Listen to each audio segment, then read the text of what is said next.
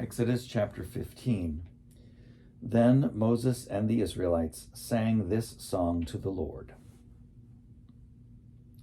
I will sing to the Lord, for he has triumphed gloriously. Horse and rider he has thrown into the sea. The Lord is my strength and my might, and he has become my salvation. This is my God, and I will praise him, my father's God, and I will exalt him. The Lord is a warrior. The Lord is his name. Pharaoh's chariots and his army he cast into the sea. His elite officers were sunk in the Red Sea. The floods covered them. They went down into the depths like a stone. Your right hand, O Lord, glorious in power, your right hand, O Lord, shattered the enemy. In the greatness of your majesty you overthrew your adversaries. You sent out your fury. It consumed them like stubble. At the blast of your nostrils the waters piled up. The floods stood up in a heap. The deeps congealed in the heart of the sea. The enemy said, I will pursue, I will overtake, I will divide the spoil. My desire shall have its fill of them. I will draw my sword, my hand shall destroy them. You blew with your wind, the sea covered them. They sank like lead in the mighty waters. Who is like you, O Lord, among the gods? Who is like you, majestic in holiness, awesome in splendor, doing wonders? You stretched out your right hand, the earth swallowed them.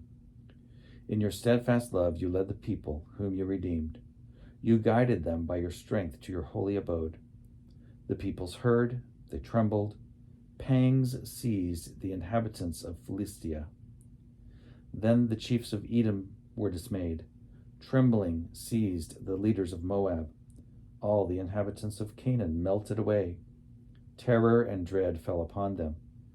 By the might of your arm they became still as a stone, until your people, O Lord, passed by, until the people whom you acquired passed by.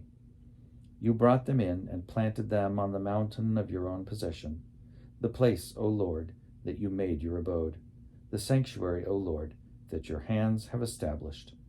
The Lord will reign forever and ever.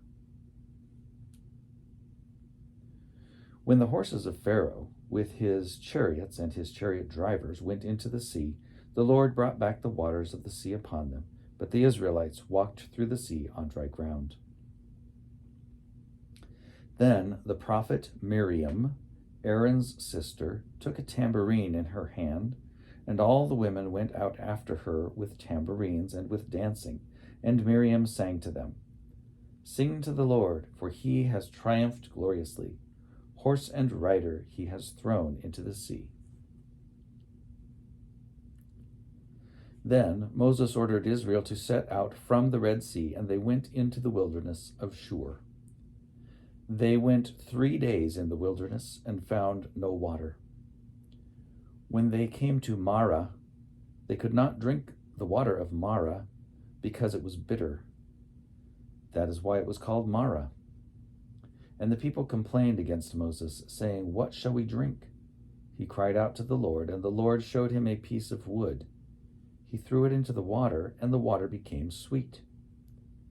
There the Lord made for them a statute and an ordinance, and there he put them to the test. He said, If you will listen carefully to the voice of the Lord your God, and do what is right in his sight, and give heed to his commandments, and keep all his statutes, I will not bring upon you any of the diseases that I brought upon the Egyptians, for I am the Lord who heals you.